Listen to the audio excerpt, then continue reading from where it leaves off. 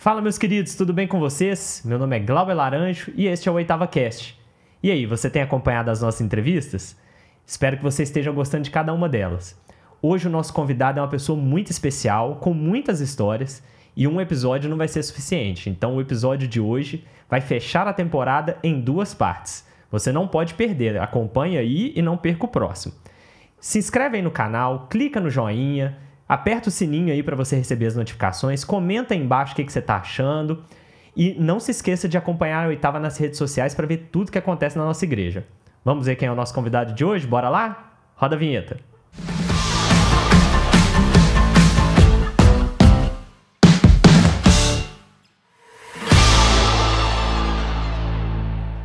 Ele é pastor titular da nossa Oitava Igreja, é pai de 4 filhos, avô de 4 netos e é um líder no nosso país e no nosso mundo, no mundo cristão. Estamos aqui hoje com o pastor Jeremias Pereira. Seja bem-vindo, pastor. Ô Glauber, o Senhor te abençoe e te guarde. Ô gente boa, o Senhor te abençoe da cabeça aos pés para não sobrar nada pro capeta, amém? Fica boa, Jesus. Boa. Prazer demais, Glauber. Parabéns pelo trabalho que o ministério lindo que tem sido aqui, abençoado de maneiras tão variadas e tão intensas. Que bom, pastor. Vamos começar a contar um pouquinho da sua história. Então, conta onde que ela começou. Ué, começou lá, nem sei que dia começou. Tem muito tempo, né? Tem muito tempo. Quando minha mãe descobriu que eu estava lá, já estava lá há muito tempo, né? Porque todo mundo é assim. Ninguém sabe a hora que ele foi gerado. Deus que disse, vem. Então, mas eu nasci dia 27 de março de 1955, em Janaúba, Minas Gerais, filho de seu Anatalão Pereira, meu pai, e dona Ilka Durães. Sou o 6º de uma família de 11. Eita, família boa, grande. Boa, grande, família do sertão de Minas, E família do norte de Minas. como é que foi essa convivência aí com tantos irmãos? Ô menino, a história é boa porque Janaúba hoje é uma cidade muito crescente, não é? Com esse tempo agora da energia fotovoltaica lá, então expandiu toda a vida. Mas nasci numa cidade pequena, meus pais trabalhadores e todo mundo sempre crente, né? Minha mãe converteu com 13 anos e casou-se logo, nascida no Riacho dos Machados. Casou-se aí um filho, outro filho, e o 5º lá apertei o sininho. E aí chegou sua vez. Chegou minha vez. E seu Anatalão fazia o quê? Meu pai, na época que eu nasci, meu pai era o que a gente chama lá o funileiro. Meu pai nunca teve uma formação profissional assim, ele trabalhava primeiro como trabalhador na roça, depois a Central do Brasil chegou lá, então contratou peões, e meu pai, eu ainda não tinha nascido, essa história que sei. Meu pai foi trabalhar lá, mas aí era tempo assim de muita chuva, muita falta de cuidado, então morria o peão, o outro aqui tinha que enterrar, e meu pai falou, aí não vai dar não, não vai dar de jeito nenhum. E esse desafio de criar os filhos, pela bondade do Senhor, minha mãe sempre empreendedora, e minha mãe, naqueles dias, né, tem um rio nosso lá chamado Rio Urutuba. Minha mãe conta que o dia anterior ao meu nascimento, naqueles dias, a ponte tinha caído o pavilhão do meio, então o trem chegava a ter Janaúba e o trem que vinha da Bahia ficava do outro lado da ponte. Dava para andar a pé, então o povo transitava. E aí minha mãe, ajudada, influenciada por outras pessoas, começou a fazer bolo, biscoito, e levava café para vender, e levava o que a gente chama lá no sertão tijolo com requeijão. Tijolo é um doce feito com rapadura e cidra, e também casca de laranja, tem bom toda a vida. E aí, com requeijão? Com requeijão ou queijo. Requeijão, não é esse requeijão mole daqui, não. Requeijão substância. Tipo uma mussarela, assim? Mas Mussarela tá muito longe daqui. Tá longe. Mussarela não fez jus ao que não é, fez jus. Quem vem no mercado, vai lá e fala, eu quero um requeijão do norte de Minas. Aí vai ver o que é a sustância. Que é a sustância lá. Então aí minha mãe, né, que já tinha passado batalhas, muito grandes, porque chegou uma época que minha mãe ela lavava a roupa das pessoas para trocar por comida. Então, e naquela pobreza intensa lá, um vizinho ajudava, outro vizinho ajudava. E aí, com essa ideia lá minha mãe conta que nesse dia mesmo, anterior ao meu nascimento, ela ia vendendo e guardando dinheiro, e já estava pensando amanhã como é que eu vou chegar em casa, fazer o bolo para amanhã, o biscoito. Mas aí, no dia 27, na madrugada, chorei lá na casa da Dona Ilka. Chorou lá. E aí, cresceu então nesse contexto, né, de a sua mãe trabalhando ali, fazendo isso, seu pai também. E como que foi essa primeira infância? Sua mãe que cuidou mais, seus irmãos? O que acontece? Com o desenvolvimento da cidade, não é? Meus pais praticamente são um dos fundadores da cidade, e com essa iniciativa deles dois, eles conseguiram uma banca no mercado. Então, minha mãe era a que vendia, meu pai o que buscava ia buscar nas roças, manga, buscava isso, buscava aquilo para fornecer. E aí, por bondade do senhor, filho e trabalho... E foi florescendo. Mas minhas irmãs mais velhas, né? Duas que tem que destacar. Eu tenho 5 irmãs, que é Dolores, Zaete, falecida, Ruth, Esther e Dorcas. Dorcas Esther depois de mim. E Dorcas, ela nem lembra na infância dela, porque eu já tinha saído de Janaúba. Mas Dolores e Zaete, elas me educaram assim, porque minha mãe e meu pai trabalhando, então os mais velhos, é assim, 10 anos, 12 anos, já tá ajudando a cuidar, fazendo comida, e dando beliscão, cipuada nas pernas, vamos embora, Jeremias.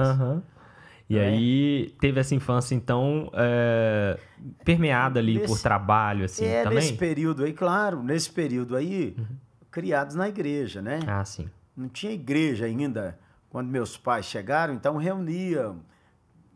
Tem um dia minha mãe ouviu cantando assim, consegue, eu andei. Ela disse, tem um crente aqui. Aí foram procurar, tinha um crente. Aí falaram, vamos reunir. Não tinha energia elétrica na cidade, não tinha nada disso. Vamos reunir. Porque assim Deus vai trabalhando em todas as coisas. E dessas... Aí tinha um crente batista, um adventista, um cristão do Brasil, reuniu esse povo. Quando eu nasci, já tinha a igreja batista em Janaúba. E também já tinha começado a presbiteriana, porque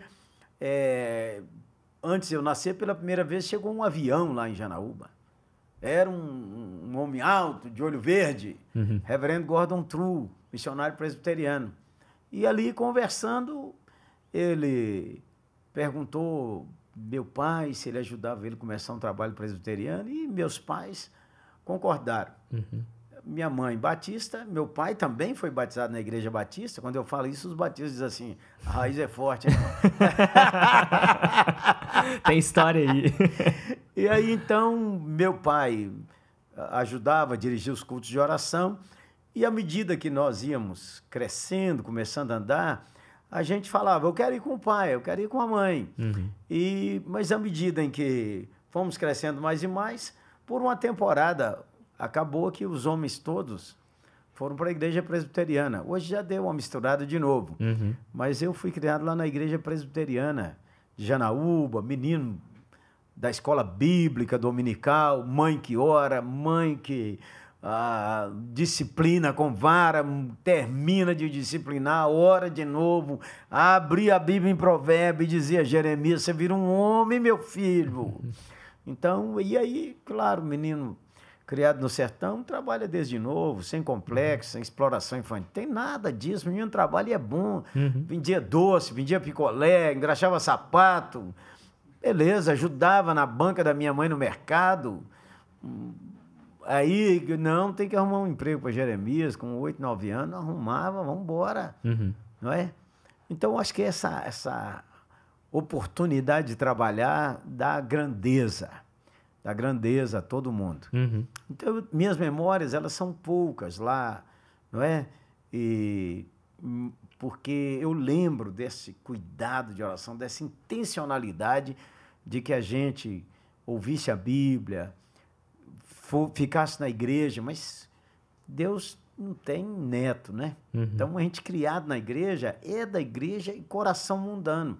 Foi o que acontecia comigo. Eu ia para a igreja, decorava os salmos e também com meus amigos fora da igreja, inventava um dicionário de palavrão, contava uma piada imoral pra caramba.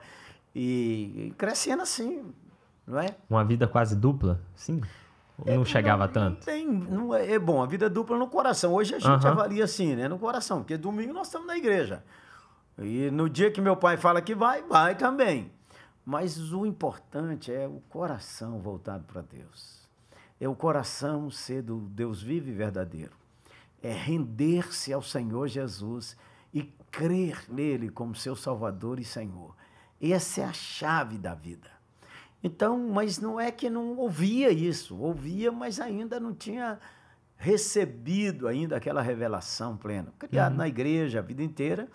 Fiz lá o jardim, não é?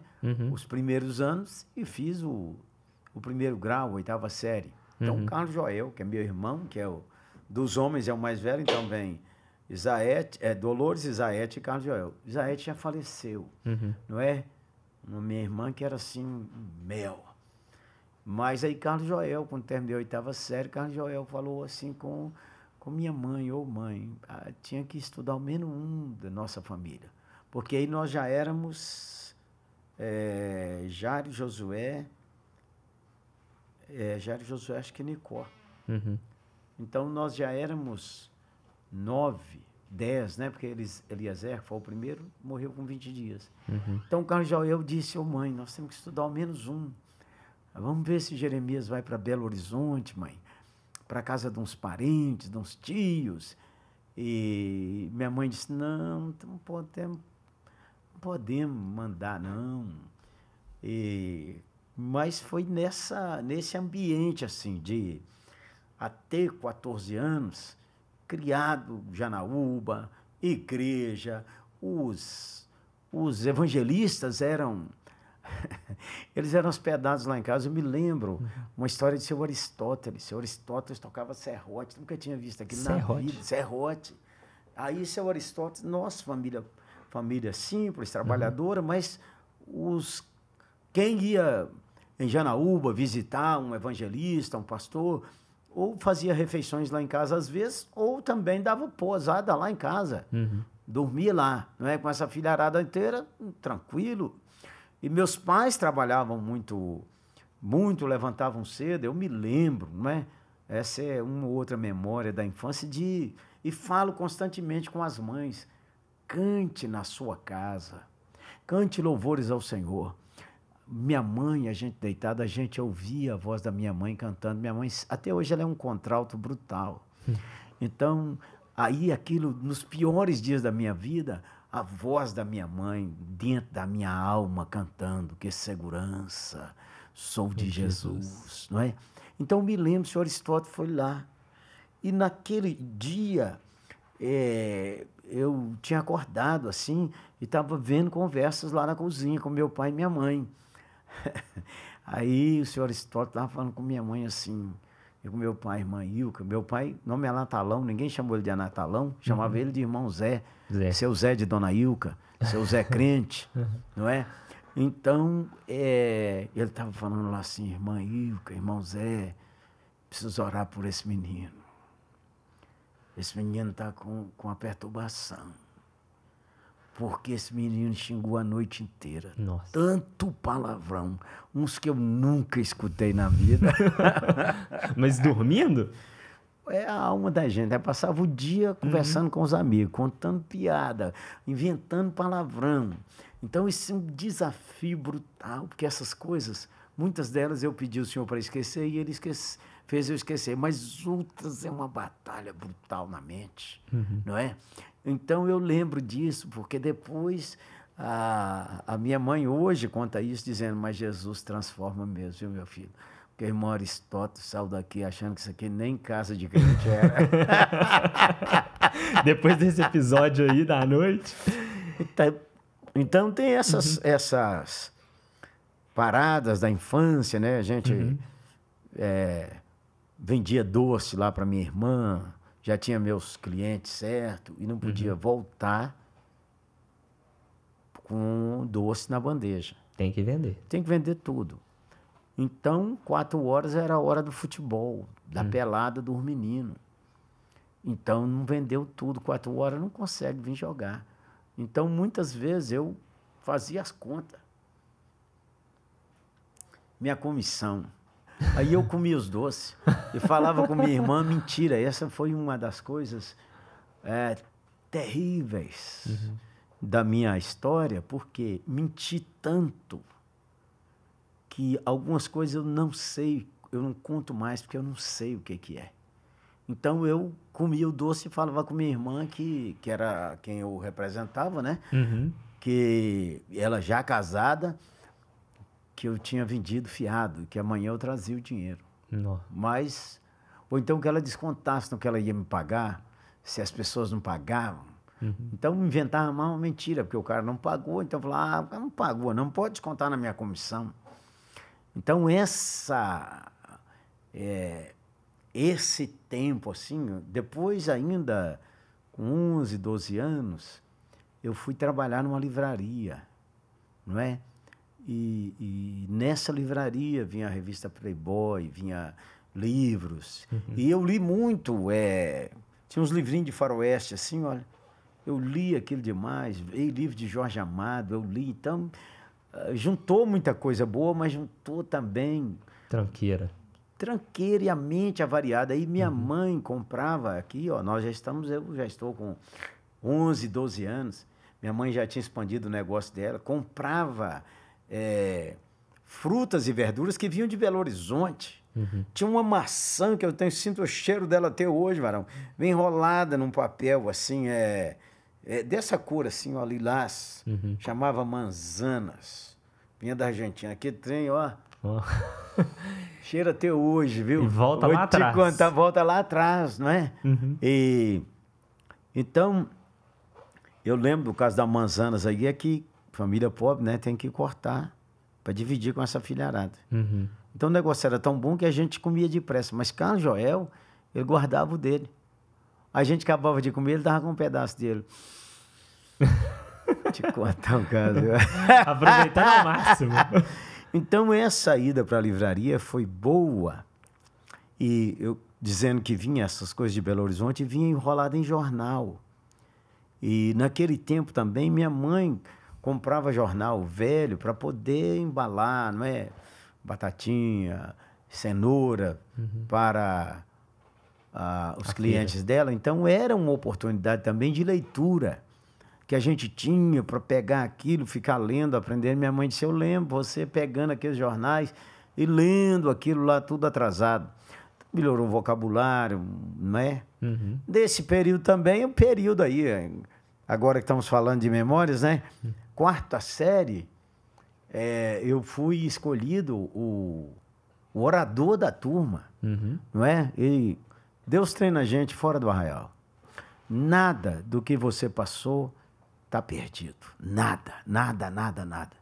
Porque a providência divina trabalha em todas as coisas, trabalha em todas as áreas da nossa vida. Então, minha diretora, dona Erogina Ferraz, nome do sertão. Chique. A gente chamava dona Genira. Pois, menino, a filha adotiva dela, dona Aparecida de Brito, minha professora do 4º ano, então me escolheu para ser o orador da turma. Que era para fechar, tinha formatura, tinha essas coisas cabulosas. Não é? Eu ainda lembro até hoje um pedaço do discurso que ela falava comigo assim, isso aqui você vai decorar.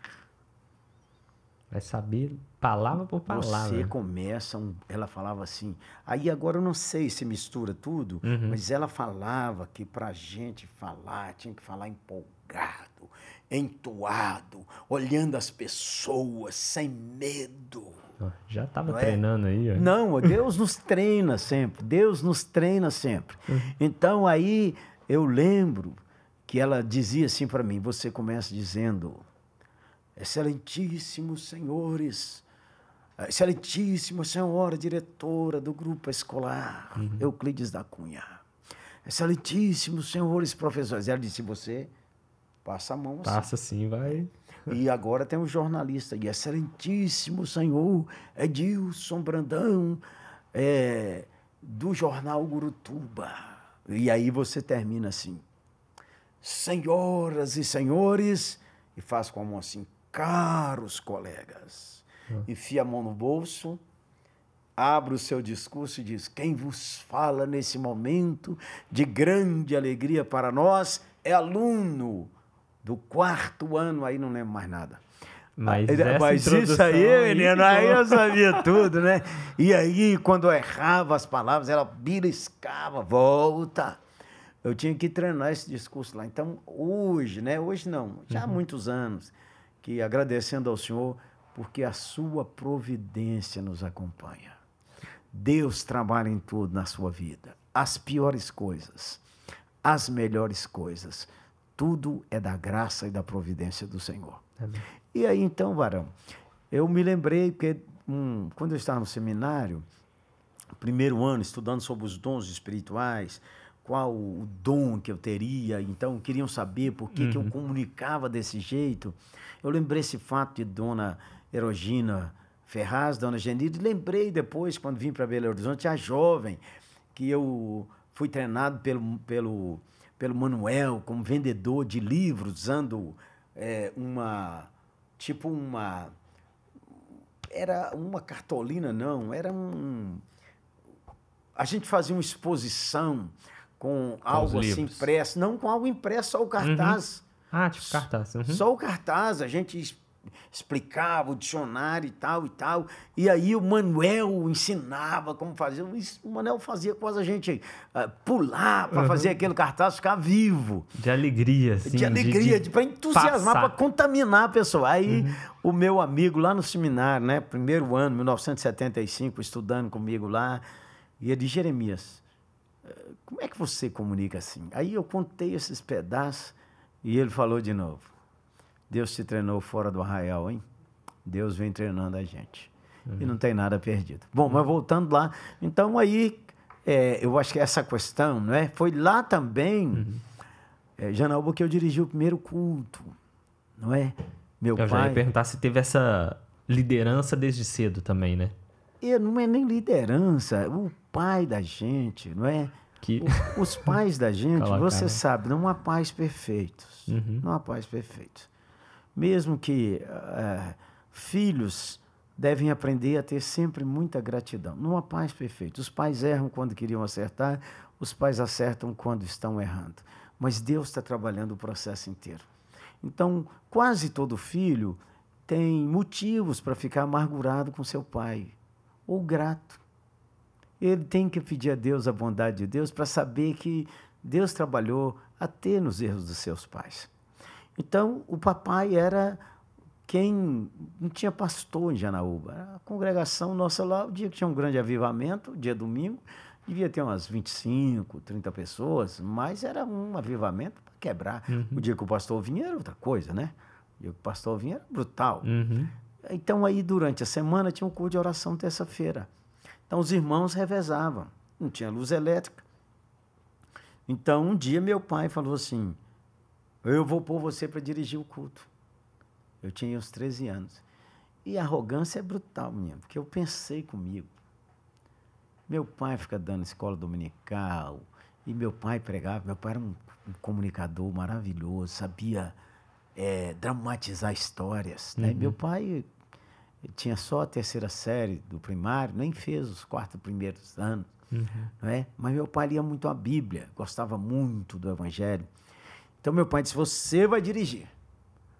E eu pensei comigo assim, vou mostrar meu pai o que é dirigir um culto. Ó. Vou dar show aqui agora. Menino, a arrogância é brutal, Zé. É brutal. E eu peguei um livro do Ernesto Tonini, não é? Doutor Ernesto Tonini, um dos homens que Deus levantou na década de 60, junto com o pastor Rego do Nascimento, que foi pastor em Belo Horizonte, antes do pastor Márcio, pastor da Lagoinha, trazer essa mensagem sobre o Espírito Santo. Então, o pastor Enéas Tornini escrevia uns livros, e um desses livros chegou lá na casa de minha mãe, não é? Que era aqueles 3 pessoas que decidiram seguir a Jesus. Um cara falou assim, eu seguir-te aí para onde quer que for. Jesus falou, pressa não. As aves do céu têm seu ninho, mas o Filho do Homem não tem onde declinar a cabeça. E aí falou com o outro disse, seguir-te aí por onde quer que fores. Aí o Senhor Jesus, e o outro falou, Jesus chamou e ele disse, deixa eu ir sepultar meu pai. Então, eu me lembro mais ou menos dos esboços, mas eu lembro que um era aquele devagar demais. Jesus chamou e ele disse, deixa eu ir para lá. O outro falou, estou seguindo, aquele apressado demais. E Jesus falou, quem não renuncia tudo que tem, não pode ser meu discípulo. Mas eu preparei, assim, substância. Sabe quando a gente pensa assim, que hoje eu vou abafar? Vai terminar, o pessoal vai não, aplaudir falei, de não, pé. Não, aí naquele tempo não podia. Não. Não podia. Muito tradicional, muito tradicional. Naquele tempo eles falavam assim, mas menino bom, hein? Menino bom, irmão Zé. Parabéns, irmão Zé. Menino bom. Era assim um elogio mais forte. Mas, varão, eu que pensei em falar uns 15 a 20 minutos, eu falei uns intermináveis 1 minuto e meio. E suei. E travou, não tem mais nada para sair. Suei que molhou até a meia, para. E era uma noite assim que nós íamos para casa, né? Lamparina acesa. Minha mãe conta uns casos assim, que ia com lamparina acesa, tinha chovido, então eu pulava as poças de água e falava pro meu pai, pode vir, pai. Meu pai, o pé dentro da lama, era brutal, o couro era certo. Mas naquele dia, eu estava indo, sabe quando você vai com o ego assim, lá num buraco? Já deu errado em sua vida, hein? Já deu errado em sua vida. Que dá a impressão que o mundo fugiu de seus pés. Eu estava desse jeito. Aí, varão, eu não falei nada, meu pai pôs a mão no meu ombro e falou assim, eu gostei muito. Foi muito bom. Ainda hoje, há dias muito difíceis para mim. De vez em quando eu lembro da mão do meu pai no meu ombro. Eu devia ter 12 ou 13 anos. Foi muito bom.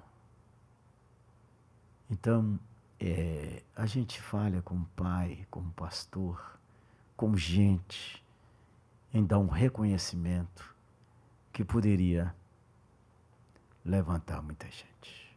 Faz isso, hein, gente boa. Top. Seu Natalão, então, ali foi crucial ali na... meu pai... Se ele não tivesse, talvez, feito isso... É a graça do Senhor, né? Meu pai era um homem simples, meu pai lia as revistas da escola bíblica e meu pai lia a Bíblia. Eu lembro de meu pai ajoelhado orando por nós. Quem liderava mais o comércio era minha mãe. Meu pai conectava, buscava, mas a liderança comercial era minha mãe, não é? Mas eu lembro, eu tenho essas memórias boas do meu pai orando, minha mãe orando, eles cantando juntos. E ela indo para a Igreja Batista e ela indo para a Presbiteriana. Eu não tenho memória, assim, de meu pai e minha mãe indo juntos para o mesmo culto. Eu tenho memória, sim. Minha mãe foi com minhas irmãs e nós, essa época aí, com 12, 13 anos, nós já tínhamos mudado de uma casa muito simples para uma outra casa, e essa nossa casa era ao lado do novo templo da Igreja Batista. Ao lado dividia assim. Parede. Parede, é. Então, eu lembro de meu pai indo conosco para a Igreja Presbiteriana, aí uns 10 minutos a pé, mas minha mãe indo para a Igreja Batista. E tranquilo, lá em casa nunca deu negócio de BO por causa disso ou daquilo, não. É crente, é todo mundo crente. É claro, conferência, com certeza, meu pai foi, minha mãe foi, e até hoje assim, não é? Mas a rotina nossa não era essa. Mas a fé, o amor pela Bíblia, o amor pelos irmãos, a hospitalidade, uma coisa que temos que restaurar na nossa vida, é um lugar à mesa para os irmãos, as irmãs e estranhos. Lá em casa, com essa filharada toda, chegou o irmão fulano lá na igreja, traz ele para almoçar. Ô, fulano de tal, não tem problema não, põe ele aqui. Então, louvado seja Deus, porque essa herança, assim, de amar a Deus, a igreja, não é? Minha mãe, nesse tempo, minha mãe viajava, eu pequeno, isso aqui é a história agora que isso me encheu o coração. Minha mãe pegava o trem para ir dirigir um culto, era chamada assim, uma turma, que era algumas casas de trabalhadores da Estrada de Ferro. Então, pegava um trem que parava lá, minha mãe ia lá dirigir um culto, pregar, dirigia em 2, 3 lugares dia domingo, voltava no trem da tarde, porque segunda-feira tem trabalho. Às vezes ela ficava lá no domingo, para pregar no domingo, e voltava segunda de manhã para pegar firme. E meu pai também foi pregador, louvado seja Deus. Então, esse apego Lá em casa tinha leitura de Bíblia, leitura da revista da escola bíblica, e aí, na escola bíblica a gente tinha que decorar o versículo e vamos para frente. Então aí, quando chegou assim, os 14 anos, não é? Com aquela história de tem que estudar estamos lá no mercado, onde minha mãe tinha lá seu box, tinha muito movimento, porque minha mãe vendia café com leite, biscoito, tijolo, requeijão, banana. De tudo tinha. De tudo tinha. Tem uma história lá, assim, que antiga lá, que eles me contaram, que a gente não tinha berço. Então, lá nessa venda da minha mãe, assim a gente falava, então minha mãe tinha lá um caixote de banana. Então, às vezes, não tinha, né, família naquele tempo, e família pobre, então não tinha Moisés, não tinha berço, não tinha Antônio, nem Arão, nem ninguém. Não tinha ninguém. Tinha nada para auxiliar ali. Então, às vezes minha mãe ali arrumava um lugarzinho ali, perto daquelas bananas, ajeitava ali para que eu ficasse ali enquanto ela está trabalhando, que ela tinha que amamentar, não é? Bebê mesmo? Bebê. Tem essa história lá de uma senhora de São Paulo ter passado lá e falado assim: dona, a senhora tem muito filho, luta com dificuldade aqui nessa vendinha. Esse menino, os olhos dele brilham, a senhora podia me dar esse menino para mim? Eu vou levar ele para São Paulo, vou estudar ele, dona. E aí minha mãe teria dito assim, pelo menos é a memória lá, que minha mãe disse: dona, deixa esse menino aí, nós vamos orar por ele e falar com Jesus para guiar dele. Vamos ver o que Jesus vai fazer com esse menino. Top. Então, aí, de vez em quando, meus amigos lá no seminário diziam: quer dizer que é a melhor banana. Você vê aonde que foi, né? Então, top demais. É o Senhor, sabe? É o Senhor. O Senhor é fiel. Amém. O Senhor é o nosso pastor. Não há orações perdidas, sabe? Não há orações perdidas. E Deus vai movendo circunstâncias, oportunidades. Porque Deus é que dá, né? Deus que dá tudo, Deus que dá...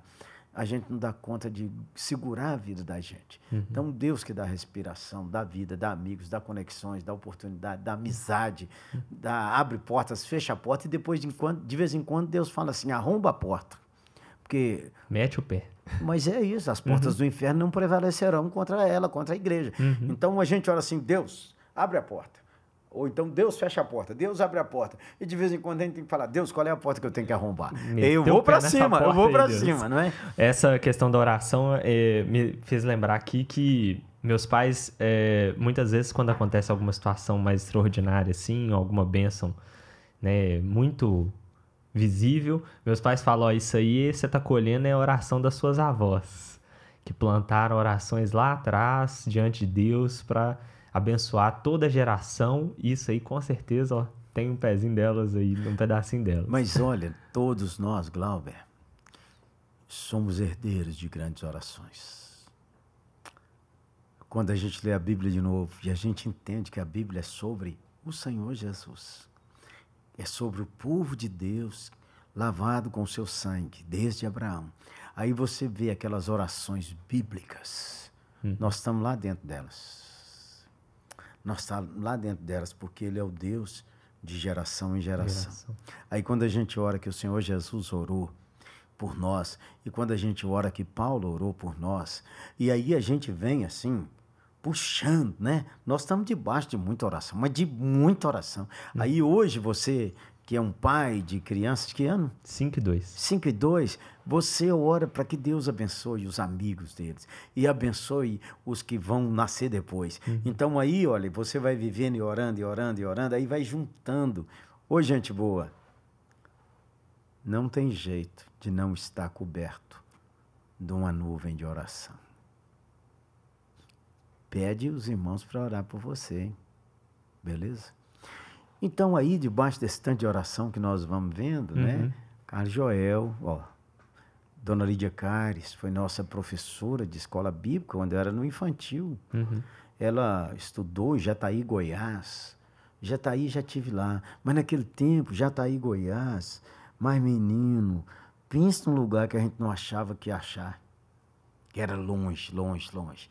E meu pai jovem falava assim comigo, quando eu estava em São Paulo, para nós São Paulo era São Paulo. Não é igual nós falamos, São Paulo, né?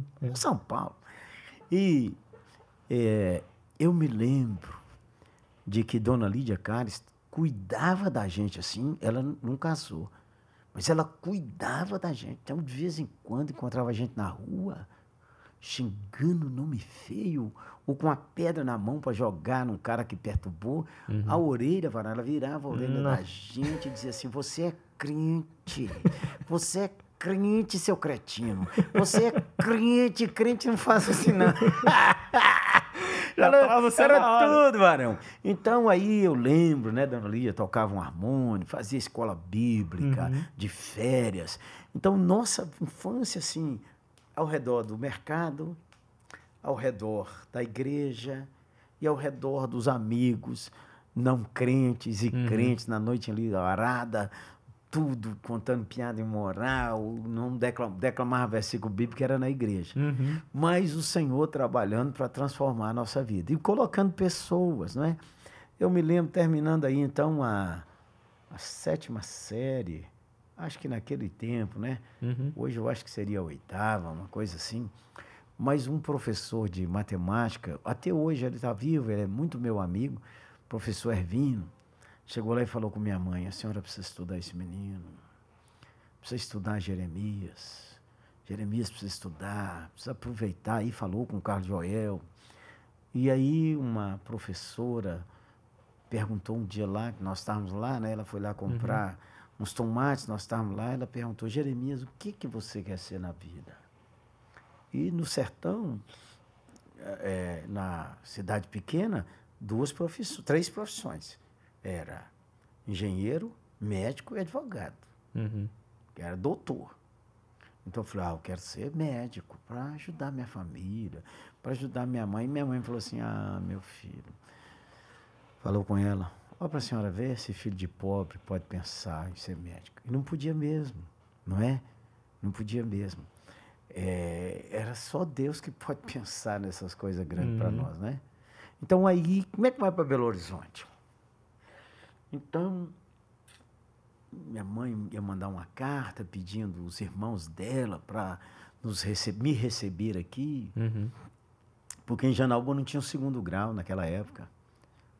Ia ficar sem estudar, esperando, como Carlos Joel, né, essa lenda na minha história, na minha vida, Carlos Joel diferenciado. E aí, um tio meu foi passear em Janaúba. De Belo Horizonte. De Belo Horizonte. Tizé, tinha muitos anos que Tizé não visitava minha mãe. Tizé é muito divertido, lá do sertão, inteligentíssimo, não é? Tizé fugiu de casa com 8 anos, e ele foi para um acampamento, assim, e eles perguntaram se tinha alguém que sabia cozinhar. Ele falou, eu sei. Sabia, nunca tinha cozinhado, aí misturava tudo, aquela gororoba, que o Denox estava abrindo estrada para o sertão afora. Aí um homem falou com ele, ô Zé, não mistura assim não, faz assim, faz assim. Ele foi aprendendo, e só para dar uma pílula sobre esse meu tio exponencial. Aí ele viu um homem lavando, consertando o motor do carro, ele chegou lá, E ele falou assim, menino, lava essas peças aí para mim. Aí ele foi lavando e perguntando o que é isso, o que é aquilo, o que é aquilo. E ele foi memorizando. Um dia o homem perguntou, ô menino, você sabe o que é isso? Isso é isso. Isso é aquilo. Como é que monta isso? Ele falou, eu sei. Então o Tizé virou um mecânico. Legal. Tizé virou um mecânico brutal. E em Belo Horizonte ele se casou, não é? E tia Marlene, que foi a primeira esposa dele, ensinou ele a ler e escrever. Bom, o Tizé foi lá, agora estamos lá em 1969, mais ou menos, fim do ano. Uhum. Tizé foi lá no Natal visitar minha mãe. Minha mãe não sabia que Tizé não era católico. Tizé estava seguindo uma linha do pai de santo. Então Tizé foi lá, fumava muito naquele tempo. E aí esse assunto surgiu na mesa de mandar para estudar em Belo Horizonte. Uhum. Aí minha mãe disse, ô Zé, como é que pode? Não tem jeito. Eu disse, tem, ué. Mandei ele para Belo Horizonte, lá em casa ele dorme. E ele estuda e trabalha, ué. Mandei ele lá para Belo Horizonte. Ele fica lá em casa. O Tizé já tinha 3 filhos, já tinha 4 filhos. Não é? Morava numa pequena casa aqui em Belo Horizonte. E aí Carlos Joel veio me trazer. Uhum. Estamos aí no começo de... E naquela época choveu demais, as estradas barrentas, não é? E aí o ônibus não passava. Não. O ônibus não passava e aí minha mãe e meu pai especialmente, que não queria que a gente saísse de perto dele, meu pai disse, Deus não quer que ele vá, não. Deus não quer que vá de jeito nenhum, não tem ônibus e tá assim. Mas aí a chuva deu uma estiagem, menino. Deu uma estiagem e Carlos Joel veio me trazer. Carlos Joel ia fazer 20 anos, eu tinha 14, ia fazer 15.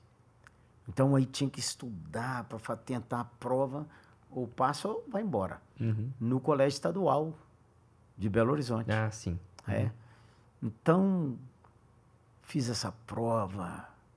E aí, varão, olhando assim, olhando, não achava meu nome em lista nenhuma.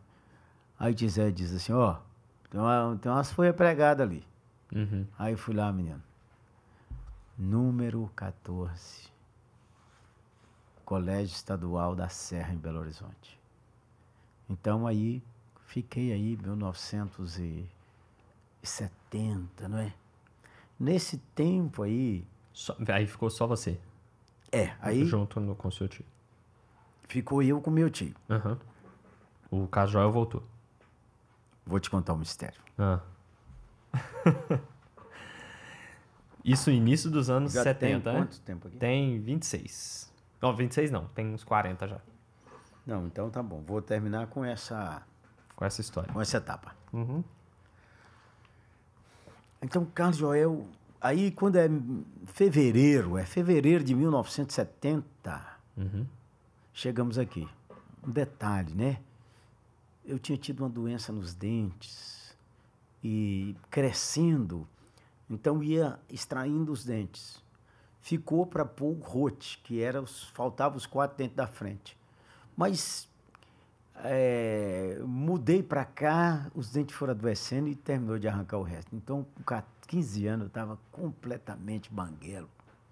Era brutal. Isso aqui em Belo Horizonte já? Eu já saí de Janaúba faltando dente, mas cheguei aqui e tive que tirar o resto, porque eu não tinha dinheiro para consertar os dentes. A gente falava consertar os dentes, né? Então, e nem para pôr a prótese, nem o rote, nem nada. Então, se para consertar não dava, né? Quando a gente descobre o planeta feminino, não podia rir, varão.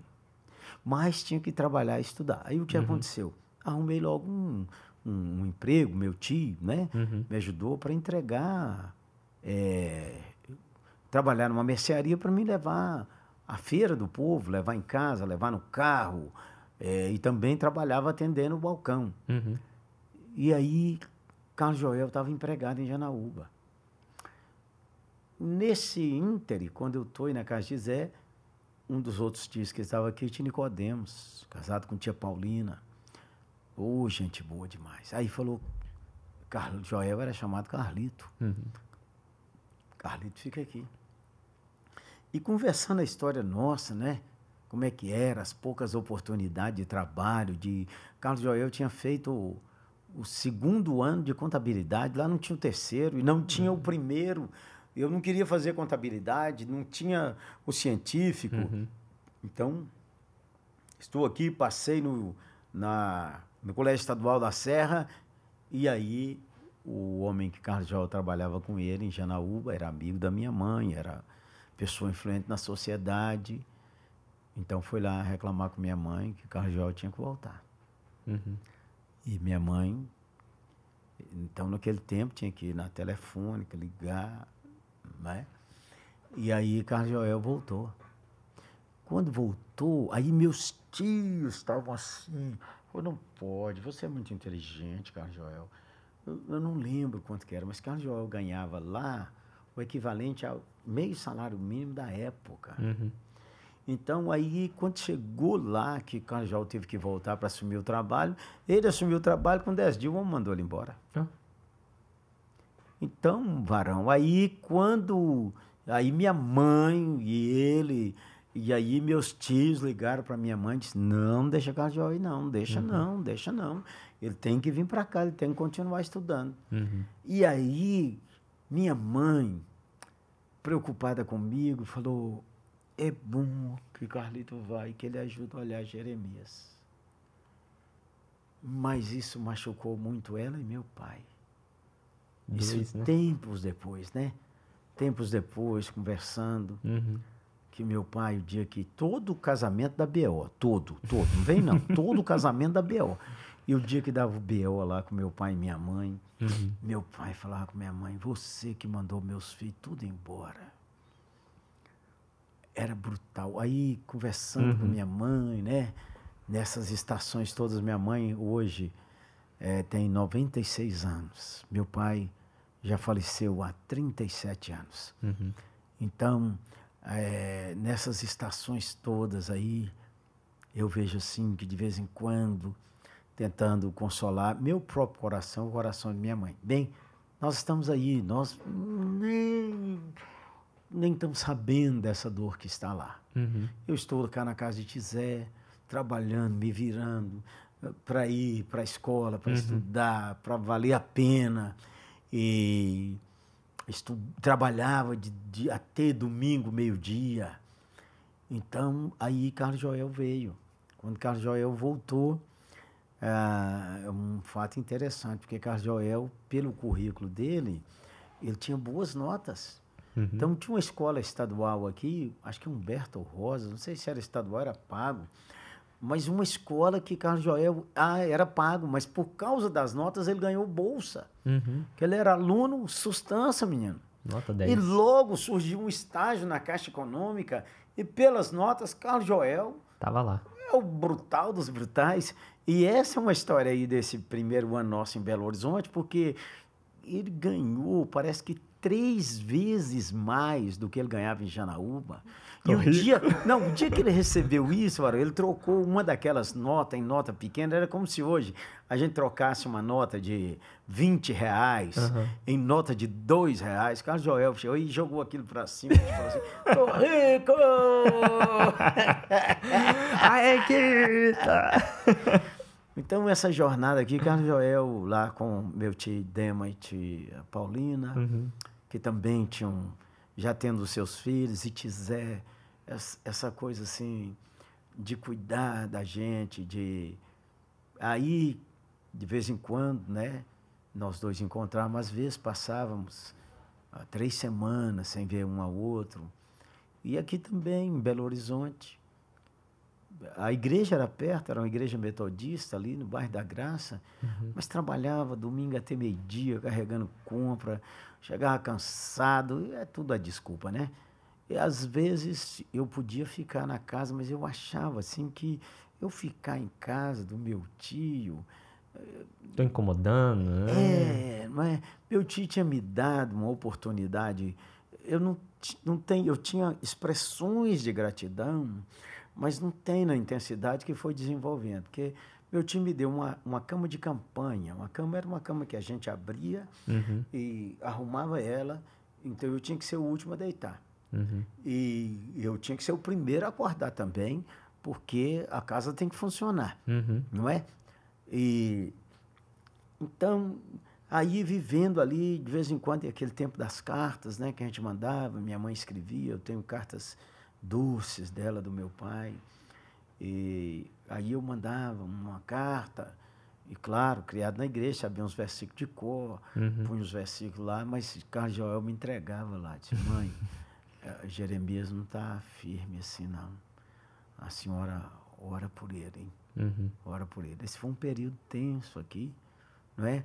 Porque aí, depois nós fomos morar, meu tio mudou de casa, fui morar com ele ainda, meu tio muito querido, e Carlos Joel, depois Carlos Joel melhorou aí as condições, e meus tios, moravam no bairro União, quis reunir nós dois, não é? Então eles tinham lá na casa deles um sótão, um porão, aí falou, não, vocês dois ficam aqui juntos, vocês dois. E depois daquela etapa, Carlos Joel já tinha progredido financeiramente, e aí Carlos Joel começou a pagar uma pensão para nós dois, não é? E esse período aqui foi um período muito longe do Senhor, e com todas aquelas informações de moralidade, impureza que vem lá, do final da minha começo da adolescência. Aqui cheguei a ter, na região do prostíbulo, não tive relacionamento sexual com nenhuma mulher, mas cheguei lá e achei aquilo assim que não era um lugar para mim, mas não era que eu achei que era um lugar para mim, eu não dei conta. Então, uma prostituta zombou de mim, não lembro, mas só lembro assim que isso, outra marca, né? Então, aí, nesse período aqui, foi o período em que eu comecei a trabalhar. Trabalhei em várias coisas, trabalhei como caixa de açougue, e trabalhei como vendedor de livro, e depois, varão, comecei a trabalhar como faxineiro, num lugar aqui, nos prédios aqui, e aí ganhei um dinheiro e conheci um protético, ele fez uma prótese para mim, varão, pus os dentes, comecei a rir, fiquei bonito pra caramba. Aí foi atrás de tudo que tinha perdido. Não, varão, aí naquele tempo, né, as meninas só chegavam perto de mim, porque naquele tempo eu sabia um pouco de física, química e matemática. Então aí é que tinha menina perto. Mas fui muito zombado, né, muito bullying. E nesse período também, os meus amigos aqui em Belo Horizonte, da escola, sabiam muita piada imoral, sabiam muita coisa. Era o tempo que tinha, o tempo daquelas convulsões estudantis, aí, final, anos 70, 71, 72. E nesse aspecto aí, quando foi em 72, 72, Carlos Joel pagou para mim num congresso de jovens. Eu ia de vez em quando na igreja, mas ele pagou num congresso de jovens. E nesse congresso de jovens, foi na primeira igreja presbiteriana. E naquela noite, hoje os meninos mandam mensagem, né, para as meninas, te vejo, que tempo a gente mandava bilhete. Sua blusa tá linda, na porta da igreja, ali do lado direito, me espera lá. Na porta da igreja, pastor? Claro, menino. Então, naquele tempo, eu tinha ficado assim, eu era tão complexado, Arão, tão complexado. Chegou a amargurar, talvez? Eu acho que era mais do que isso, né? Era aquela sensação. Carlos Joel sempre muito alegre, e eu sem dente, não podia rir. Aí as pessoas falavam comigo assim, você é muito para baixo. Você não devia ser irmão de Carlos Joel, não, você devia ser primo. Aí era mais uma martelada para baixo, não é? As marteladas aí. As marteladas aí. Aí, varão, eu sei que naquele culto o homem estava pregando sobre o filho pródigo. E eu mandando bilhete para os meninos, aí o pregador disse assim, Jonas era careca. Eu comecei a prestar atenção no culto, que eu falei, mas como? Eu conheço essa história desde que eu sou lá de Janaúba. Que Jonas era careca, como é que esse homem descobriu isso? Aí eu comecei a prestar atenção, ele disse, por quê? Quando o sol bate na cabeça do careca, ele fica insuportável. Aí ele estava pregando em Lucas 15, ele disse sobre o filho pródigo, que abandonou a casa do pai, que saiu da presença de Deus. E ele falou assim, é você, moço, que veio do interior, sua mãe crente, seu pai crente, mas você está aqui andando nessa vida que você acha que Deus não está vendo. E aí eu fiquei chateado, que eu falei, cara, o Carlos Joel ainda contou pro outro como é que eu estou vivendo. Deu aqui. A letra toda, o pastor. Aí ele, Lucas 15, 20, e vinha ele ainda longe, quando o pai o viu. Correndo, o abraçou, beijou. Ele disse, hoje é seu dia, porque Deus está com os braços abertos, dizendo para você, volta. Fez um convite para os jovens que quiserem ir lá na frente, para fazer essa reconciliação, mas eu não tive coragem, sabe? Todo mundo sabia que eu ia na igreja. Uhum. Aí nós morávamos num quarto de pensão. Quando cheguei lá, Carlos Joel não estava, porque ele tinha de levar a namorada, então... que foi esposa dele por mais de 40 anos, a Anitta. Uhum. E aí me ajoelhei lá. E como falávamos naquele tempo, e ainda fala hoje, entreguei minha vida ao Senhor Jesus. Que dia glorioso. Mudou tudo, gente boa.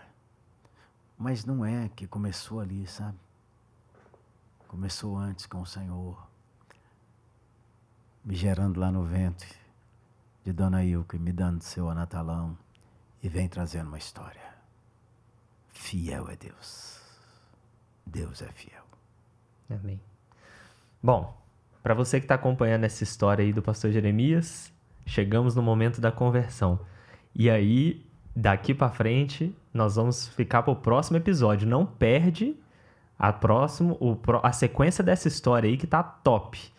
Ainda vamos passar por conversão aqui, o que mudou no pós-conversão, seminário, os primeiros anos de ministério e a 8ª igreja e os dias atuais e, quem sabe, os vindouros, né? O que o senhor está pensando aí para frente? Tem muita coisa ainda, né, pastor? Mas é claro, o futuro será melhor porque o Senhor Jesus já está lá. Amém. Nós estamos indo para lá. Nós estamos indo para lá, rumo ao alvo. Nós estamos indo para lá. Porque o que o Senhor nos deu para a estação do passado. É para olhar para lá, lembrar da fidelidade de Deus, da sua multiforme riqueza e pensar planos novos. Deus seja louvado. Amém. Então continue nos acompanhando aí. Não perde o próximo episódio para continuar a sequência dessa história. Espero que essa história esteja te abençoando. Siga aí, clica no sininho, compartilha essa live com outras pessoas, nos grupos de WhatsApp aí, todo mundo. E não perde a próxima, hein? Fique com Deus, Deus te abençoe. Tchau!